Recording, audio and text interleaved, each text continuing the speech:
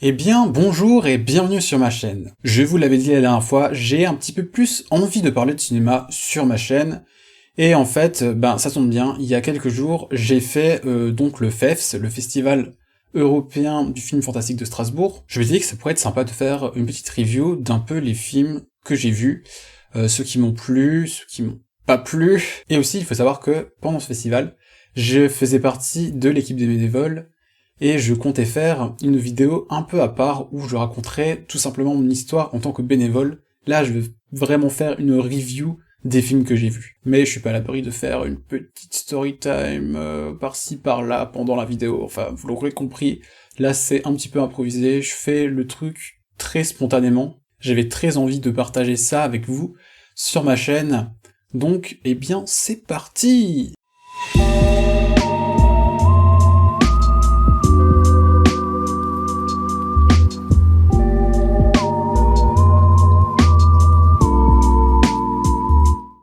Alors j'ai avec moi le programme du festival, j'ai mis des petites croix à chaque fois que j'avais vu un film, et je vais le refeuilleter rapidement tout au long de la vidéo, pour voir un petit peu les films dont j'ai envie de parler, parce que j'en ai quand même vu pas mal, et ce sera aussi l'occasion de vous lire les synopsis qui étaient fournis, comme ça je pourrais pas me planter si jamais je me souviens pas très bien de certains films, du nom des personnages, de l'histoire, ou que sais-je, comme ça je pourrais vérifier là-dedans. Le premier film que j'avais envie de présenter, c'est ni plus ni moins que le premier film que j'ai vu au festival, c'est The Island, donc l'île, de Anka Damian. Je vais vous lire le résumé fourni par le programme. Un médecin s'exile volontairement sur une île de la mer Méditerranée. Il ne restera pas longtemps seul, il est rejoint par l'unique survivant d'une embarcation de migrants, partis d'Afrique pour se rendre en Italie. Il le nommera Vendredi et lui apprendra les rudiments de la survie. C'est Robinson Crusoe. Alors, petite review sur le film donc. C'est vrai que sur le programme c'était écrit qu'il allait avoir un petit côté un peu comédie musicale et tout, mais je m'attendais quand même à quelque chose d'un peu plus aventure. Mais c'était vraiment, quasiment vraiment que de la musique tout le temps. Après bon, il y avait quand même des choses derrière, on avait pu rencontrer la réalisatrice à la fin de la séance, c'était très sympa. On va dire que, personnellement, moi qui ne suis pas fan de comédie musicale, j'ai quand même su l'apprécier, même si c'est vraiment pas un des films que j'ai préféré regarder pendant ce festival. J'ai néanmoins pu apprécier la qualité technique, c'était un film d'animation. Il mélangeait plusieurs techniques, du coup c'était assez sympa visuellement. Il se faisait très plaisir sur certaines séquences. Et je sais pas si j'ai beaucoup d'autres choses à rajouter sur ce film, parce que j'en ai encore pas mal à présenter, et c'est vraiment une petite review comme ça, je fais pas de critique sur les films, je fais juste un petit peu un truc en mode celui-là je l'ai vu, j'ai bien aimé, il y avait ça, celui-là je l'ai moins aimé. C'est vraiment un petit peu pour vous présenter les films, c'est pas du tout des critiques, donc vous attendez pas à chaque fois quelque chose de vraiment poussé. Je fais ça, encore une fois, je le répète, assez spontanément, et je ne suis pas critique de cinéma du tout, donc voilà. Mais pour finir un petit peu sur ce film, c'est vrai que j'avais une amie qui était dans la salle, elle me dit que quand même c'était un peu perché, un petit peu, tu vois. Et j'étais pas non plus transcendé, genre c'était le premier film du festival, mais je n'avais pas encore trouvé le film qui me fera me dire vraiment, je le retiens, j'ai envie de le revoir, tu vois. Dans la même soirée, j'avais pu voir le film You Won't Be Alone de Goran Stolvenski, et là, pour le coup, j'ai un petit peu plus de choses à dire, on va dire que le film m'a un petit peu plus marqué dans le festival. Je vais vous expliquer pourquoi, mais je vais d'abord vous lire un petit peu le résumé. Au XIXe siècle, dans un village isolé de Macédoine, un esprit archaïque transmet à une jeune fille le pouvoir d'investir n'importe quel corps humain ou animal. Passant de corps en corps, elle entame alors une longue quête initiatique pour tenter de mieux comprendre l'être humain. Mais l'esprit veille jalousement sur sa création. Puis c'est précisé sur le programme, un petit peu dans la description, qu'il y avait quelques scènes gore, il y avait un petit peu le côté fantastique, dans une campagne macédonienne et tout. Donc je m'étais dit, purée, ce film-là, il pourra vraiment me plaire. Ça avait le côté un petit peu plus horreur en plus. Et déjà, il y avait un truc qui m'avait surpris quand le film avait commencé. Il était en 3/4, donc avec l'écran un peu plus petit. J'avais trouvé ça particulier. Bon, j'avais déjà vu des films récents qui étaient en 3/4 et ça m'avait pas dérangé. Mais là, je m'attendais pas à le voir en 3/4 en vrai. Parce que justement, je sais pas si vous allez voir sur le programme, c'est pas du tout en 3/4 l'image qu'il y a, c'est un peu particulier quand tu vas voir le film du coup. Mais donc, You Won't Be Alone, il y avait beaucoup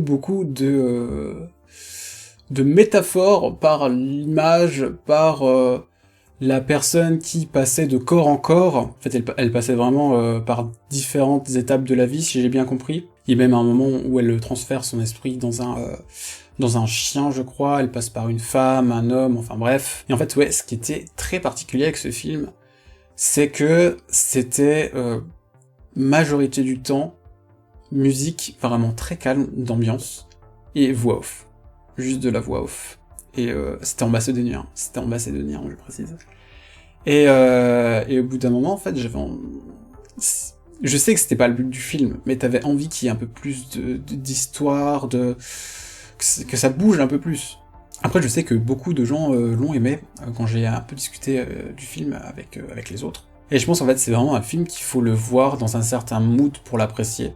Et en plus, je m'attendais pas trop à ce qu'il soit comme ça. C'est pour ça que sur le moment, j'ai pas réussi à bien me mettre dedans, je pense. Après, c'est pareil, niveau esthétique, j'ai trouvé ça très beau.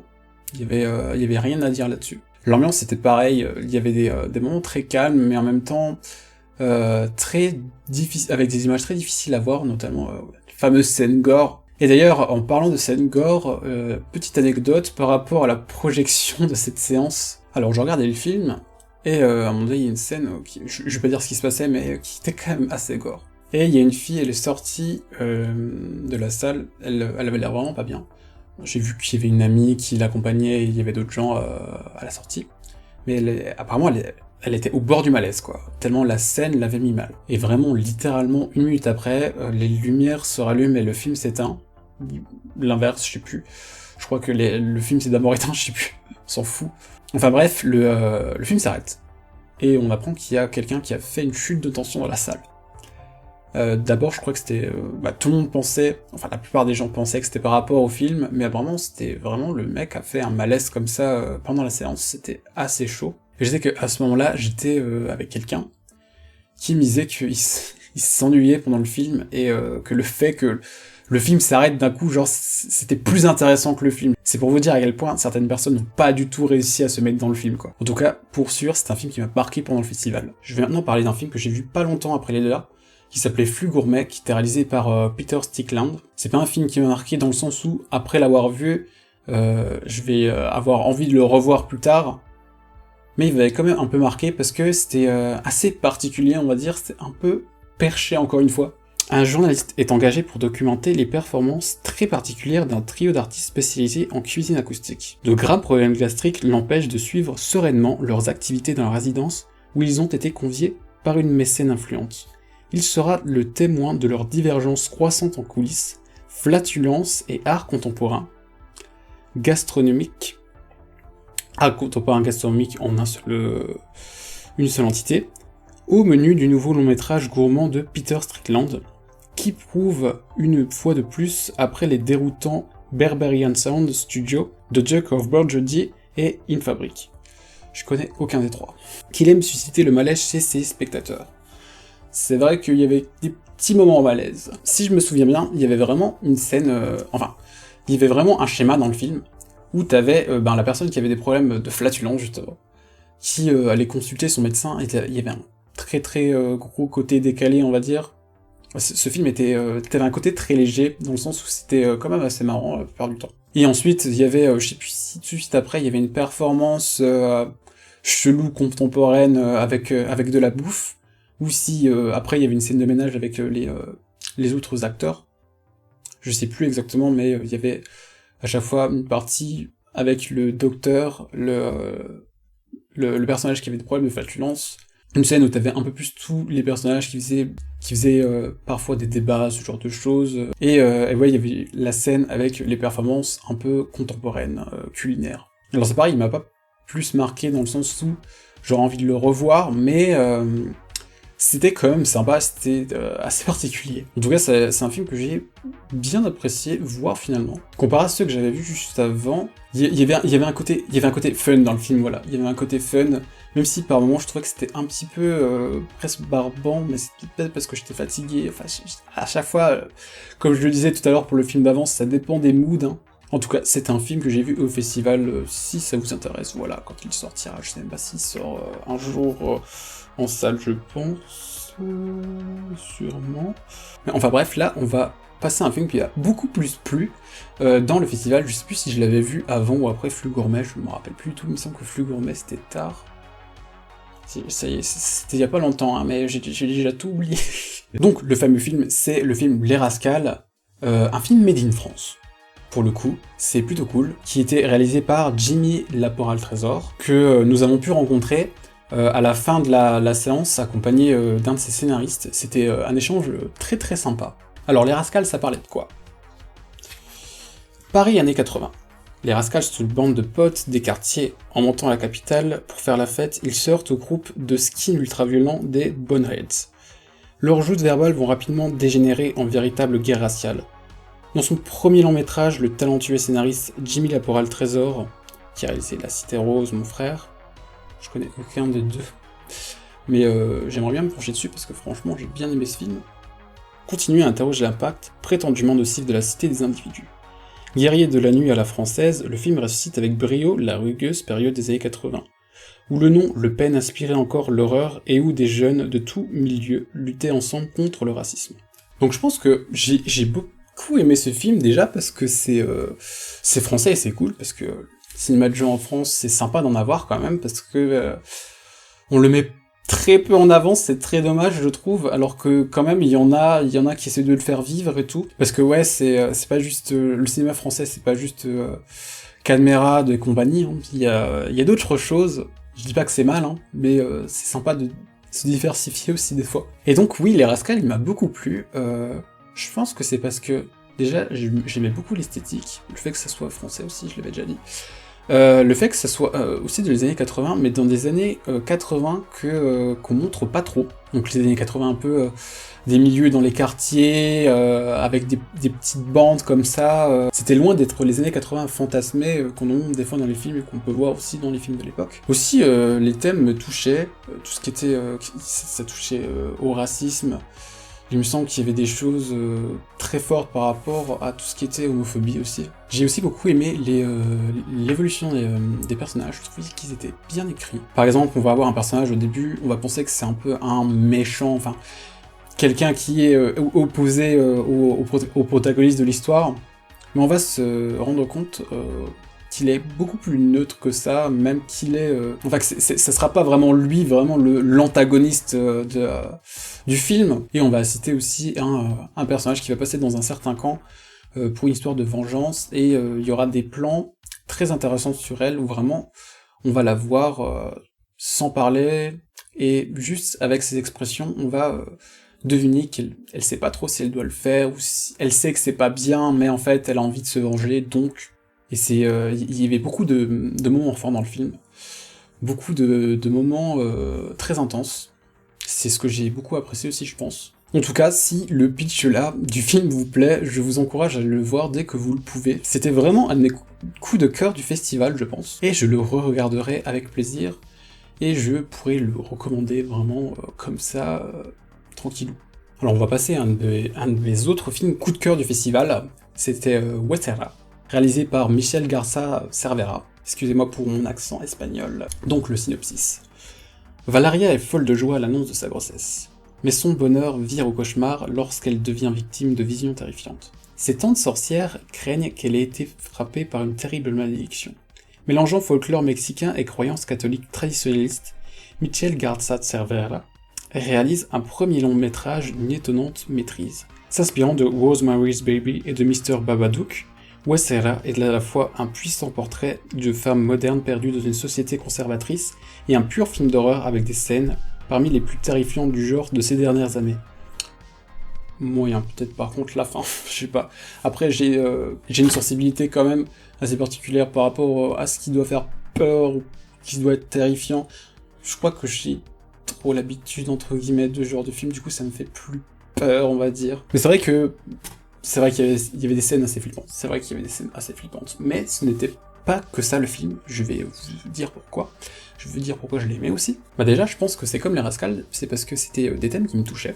Donc centrés sur la femme, et sur la mère aussi. Alors déjà, il y avait le côté femme enceinte, le côté où il y avait une certaine peur derrière, même après l'accouchement, tout ce qui était post-maternité. Et c'est des thèmes qui n'ont pas dû être trop abordés au niveau du cinéma d'horreur. Et on va dire que dans le film, un peu tout ce qui était fantastique était plus là, un petit peu plus en métaphore par rapport à ses peurs, ses craintes, ce genre de choses. Et en plus, t'avais tout le côté un peu comme était dit dans le synopsis avec le folklore mexicain. Il y avait toute une ambiance à la mexicaine derrière, c'était ça qui était intéressant aussi. Rien que la langue, le lieu, enfin voilà, il y avait une certaine ambiance que j'ai beaucoup appréciée, voilà. J'aimais beaucoup le personnage principal, l'actrice jouait très bien, par contre, ouais, à chaque fois, je ne nomme pas les personnages parce que je me rappelle plus de leur nom, en fait, parce que j'ai vraiment vu beaucoup de films pendant ce festival, j'ai dû faire une quinzaine de projections, donc je vous laisse imaginer. En tout cas, voilà, c'était un de mes coups de cœur du festival, j'ai galéré à développer, j'ai pas vraiment développé, mais voilà, genre... c'est vraiment parce que j'ai envie d'en parler, pas forcément que j'ai envie de beaucoup développer, je me rappelle pas forcément de tous les détails, mais voilà, quelques éléments que j'ai pu donner. On a pu rencontrer la réalisatrice après, elle était aussi très sympa. Il y a un truc que j'avais oublié de dire, il y a un côté très punk dans le film, il y a beaucoup de musique punk de la scène mexicaine en plus, ça c'était vachement intéressant. Et tout un côté aussi avec une romance lesbienne. Ça, c'était très intéressant aussi de le mettre. Enfin voilà, peut-être que quand je pourrais le revoir, je le regarderai une nouvelle fois avec plaisir. C'était vraiment un de mes autres coups de cœur du festival. Alors pour continuer cette petite review, je vais parler rapidement aussi du film La Pietà du réalisateur Eduardo Casanova. Alors comme d'habitude, je lis le petit résumé. Eduardo Casanova inaugurait avec Skins son précédent film, produit par Alex de la Iglesia. Un style nouveau fait d'outrance, de mélodrame et de mauvais goût assumé. Ça pour le mauvais goût, on verra tout à l'heure, ouais. Comme une sorte de mariage contre nature entre Almodovar et John Walters. La Pietà creuse ce même sillon en racontant, avec une multitude de détails troublants, la relation toxique liant une femme dont la beauté se fane, et son fils à la personnalité troublée. De ces heurts intimes, le cinéaste tire un parallèle avec la dictature en Corée du Nord. Improbable, sans doute, mais totalement assumé par un cinéaste aussi radical sur le fond que dans la forme. Alors c'était un autre film perché, encore une fois, on va dire. Pour le coup, c'est vraiment le genre de scénario où on s'y attend pas. Et comme vous l'avez vu avec le petit résumé, ça raconte l'histoire toxique entre une mère et son fils, et il me semble que c'était pas précisé, mais le fils, on apprend que... attention, spoil. Il a... on l'apprend assez rapidement dans le film, il a un cancer du cerveau, si je me souviens bien. Et ça va être une sacrée épreuve pour la mère, qui était déjà très protectrice avec son fils, qui l'empêche carrément de sortir, de voir son père, enfin ce genre de choses. J'ai trouvé que l'esthétique était encore une fois intéressante. Une présence assez étrange de roses, mais vraiment, il y avait du rose partout. La maison de laquelle la mère et le fils habitaient, c'était rose, ils s'habillaient en rose. Il y avait effectivement un parallèle avec tout ce qui était dictature en Corée du Nord, avec des scènes là-bas et tout. Notamment une scène où une petite fille meurt en mangeant des fraises. C'est des fraises, si je me souviens bien. Oui, il y a ça aussi dans le film. Et il y avait dans le film aussi des scènes vraiment... je vais pas en parler dans ma vidéo, parce que c'était vraiment... Même hors caméra, genre, c'est particulier d'en parler, si vous voyez ce que je veux dire. Mais sinon, ouais, film surprenant. Il me semble d'ailleurs qu'il a remporté un prix, ou plusieurs, il faudra que je vérifie, je le noterai juste ici s'il avait remporté quelque chose. Mais voilà, c'était un des derniers films du festival que j'avais vu dans la compétition, enfin qui était en compétition pour tout ce qui était prix lié au festival. Et c'est vrai que j'avais été assez content de l'avoir vu, parce que vraiment, même s'il était perché, était particulier et tout, j'ai quand même passé un bon moment devant ce film. Je m'étais assez bien laissé prendre par cette histoire un peu loufoque. Donc si vous aimez ce genre de choses, vous saurez que ce film existe, vous pourrez essayer d'aller le voir bien sûr. Alors faut que je vous parle d'un de mes autres films préférés du festival, j'ai nommé Mad Heidi, et franchement Mad Heidi, déjà le titre est incroyable, et j'ai beaucoup de choses à raconter dessus. Alors on va passer tout d'abord bien sûr au résumé. Heidi est de retour. Mais cette fois, c'est pour se venger. Après le massacre de son Peter adoré. Il spoil direct en fait, j'avais pas lu le résumé, j'avais pas vu qu'il spoilait... Il spoil ça. Ouais. Ouais, ça vient tout début du film quand même, mais c'est un peu un spoil. Enfin bref. La petite fille des Alpes, devenue adulte, part en croisade dans une Suisse totalitaire contre un mania du fromage mégalo. Les joyeux troublions qui sont derrière Iron Sky récidivent sur le grand écran avec la toute première Swissploitation au monde, et le long métrage suisse le plus sanglant de tous les temps. Mad ID est l'improbable rencontre entre Kill Bill et la mélodie du bonheur. C'est vrai que c'est un mélange chelou, mais c'est ça le film, c'est littéralement ça. Et est truffé de clins d'œil au film Whip et au Chambala japonais des années 70. Un vrai régal avec, au menu, torture à la fondue et massacre au chocolat. Oui, il y avait ça aussi dans le film. Alors, faut qu'on en parle tout de suite. Alors, vous voyez déjà avec ce résumé que c'était n'importe quoi. L'histoire du film, c'est n'importe quoi, mais c'est ça qui était bien, en fait. C'était que c'était nimp. Genre, c'était vraiment nimp. Du coup, oui, ils l'ont dit dans le spoil. Dans le résumé, il y a le petit ami d'Heidi qui se fait tuer au début parce que t'as une société qui a le monopole, en fait, sur tout le fromage, et il y a que eux qui ont le droit d'en distribuer. Et ce petit ami faisait attention du trafic de fromage de chèvre, ce qui était totalement interdit. Il se fait trucider quand il se fait choper par les gardes de la société là. En fait, c'était vraiment très en mode dictature d'une certaine période. Voilà, je pense que vous avez compris les inspirations pour cette société là. Mais avant d'aller plus loin dans tout ce qui était histoire, de ce que j'ai aimé dans le film, il faut que je vous raconte l'histoire de Mad ID. Mais quand je vous dis l'histoire de Mad ID, c'est la projection de Mad ID. Alors déjà, j'étais pas trop... Là, je fais une petite story time. J'étais pas tant que ça chaud pour voir le film, parce que vu le synopsis, ça m'aurait plu. Mais il était super tard, il était quasiment à 1h du matin. C'était ce qu'ils appelaient dans le festival un midnight movie. Il faut savoir qu'en tant que bénévole, j'avais pas besoin de payer ma place. En fait, s'il restait de la place... Mais en fait, du coup, si il y avait plus de place et que je venais sans avoir payé, je pouvais pas y aller, parce que du coup, j'étais bloqué, en fait. Enfin voilà, je m'étais dit, puis à cette heure-là, il y aura pas grand monde, sauf qu'on était vendredi, et les gens étaient chauds, il y avait une énorme file dehors, et je vois plein d'autres bénévoles se ramener, et je me dis, ah ouais, je sens qu'on va pas rentrer. Au final, on a réussi à rentrer, il restait quelques places. Il y a un des présentateurs qui présentait par des films du festival qui était venu déguisé en Heidi, c'était super drôle. Et après le film commence, très bonne ambiance de la salle, les gens rient, applaudissent, vraiment se fendent la poire à fond, c'était très bonne ambiance de la salle.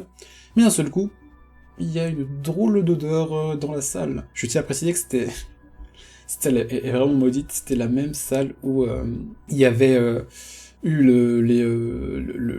la personne qui avait fait un malaise. C'était dans la même salle. Maudite la salle. Donc je dis, il y a une odeur bizarre. Et le film s'arrête. Encore. Et cette fois-là, c'était la clim qui avait... il y avait eu un problème avec la clim, il y avait un truc qui avait cramé. Et du coup, on avait dû faire sortir tout le monde de la salle.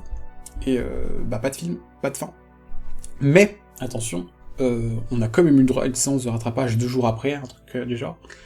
Et c'était tard aussi, à minuit, et je vais faire tout le festival, d'être bénévole et tout, j'étais complètement crevé, mais je me dis, j'ai envie de voir la fin de ce film. J'ai envie de voir la fin de ce film. Et du coup, j'ai pu y aller. Finalement, j'ai réussi à trouver le courage d'y aller, et je sais pas comment j'ai fait pour pas dormir.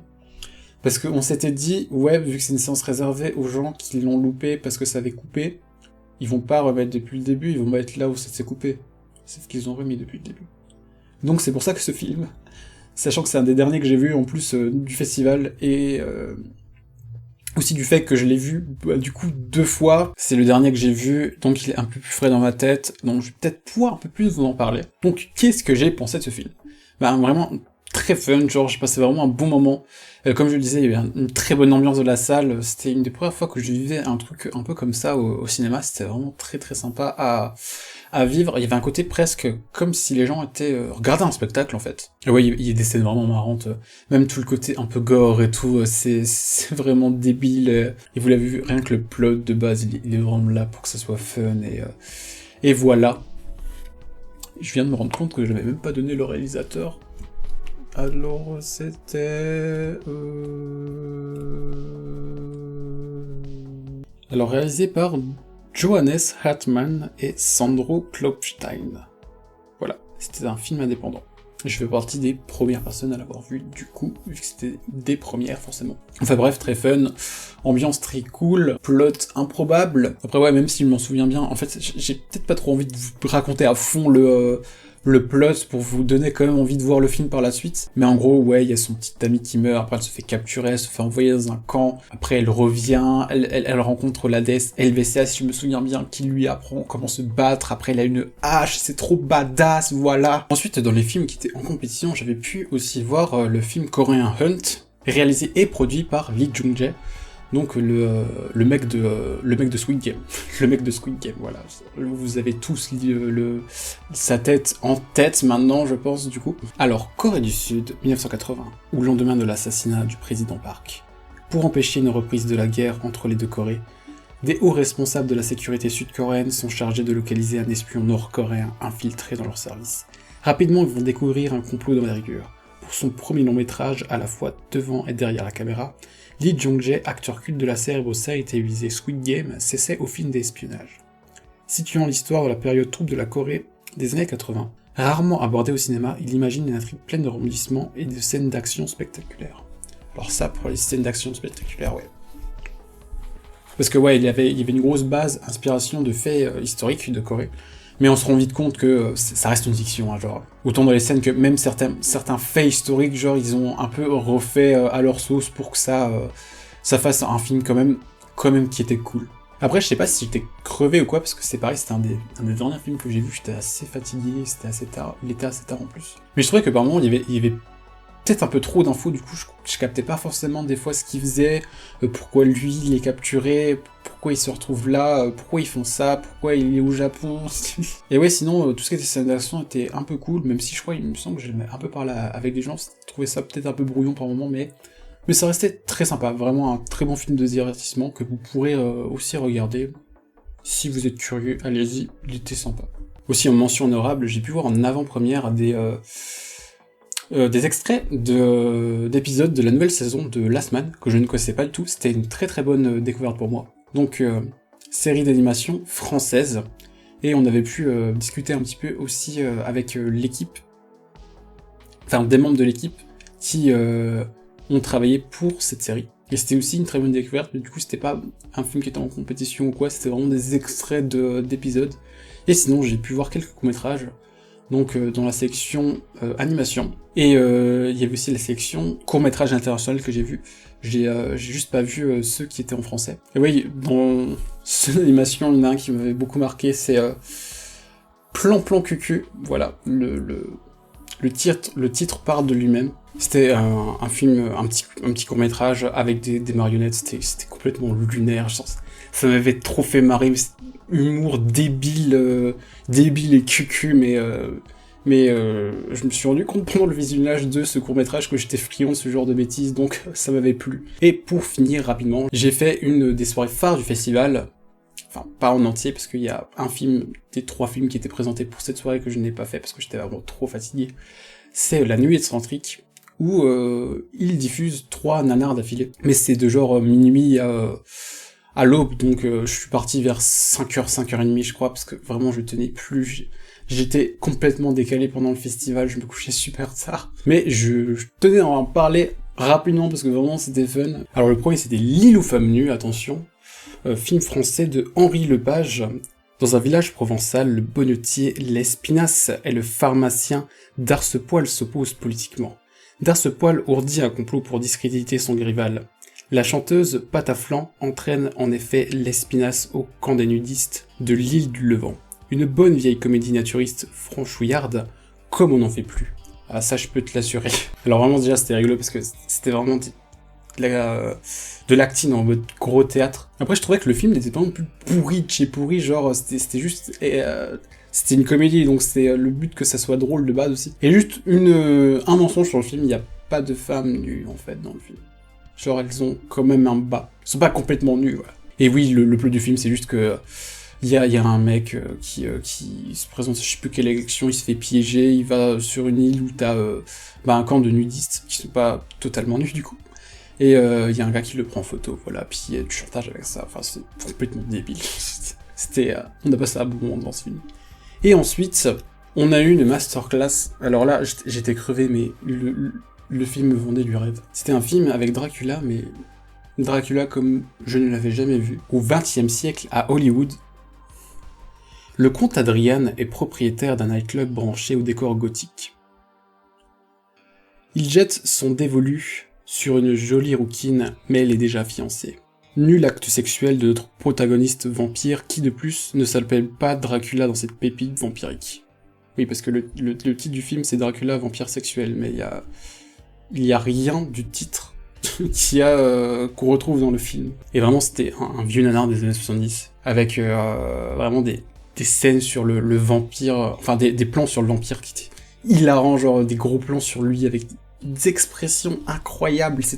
Ce film c'était un régal, de l'or à l'état pur, genre on s'est tellement marré devant ce truc, genre c'était vraiment drôle. En tout cas voilà, j'ai présenté la plupart des films que j'ai vus là-bas, qui étaient en compétition. J'ai fait quelques rétrospectives aussi, j'ai vu notamment le remake de Nosferatu, La Belle et la Bête de Jean Cocteau, ce genre de choses. Le Vampire de Düsseldorf aussi, qui était une découverte franchement sympa. Considéré comme un peu le début du cinéma de genre en France. Et je pensais que ça allait être pas terrible, puis au final, je me suis laissé prendre par le film. Enfin voilà. Comme je le disais, c'est pas forcément des critiques ou quoi, je suis pas spécialisé dans tout ce qui est cinéma, c'est juste quelque chose que j'aime beaucoup, que j'ai envie de partager sur ma chaîne. C'était vraiment une review de ce que j'ai vu, de ce qui m'est un peu arrivé pendant le festival, même si je développerai un peu plus dans la vidéo Storytime, enfin vraiment plus Storytime, où je dirais un peu comment ça s'est passé pour moi du point de vue bénévolat. Mais malgré tout ça, malgré le fait que j'ai encore du mal à m'exprimer, et que, comme d'habitude, c'est très peu organisé et construit ce que je dis, j'espère que la vidéo vous a tout de même plu. Si c'est le cas, n'hésitez vraiment pas à me le dire dans les commentaires, à me donner des conseils, comme d'habitude quoi. Et bien sûr, à liker la vidéo, à même la partager, enfin vous connaissez la chanson à force, vous abonner si ce n'est pas encore fait, à me suivre sur Instagram aussi bien sûr. Quant à moi, je vais vous laisser et je vous dis à bientôt pour une prochaine vidéo. Allez, ciao!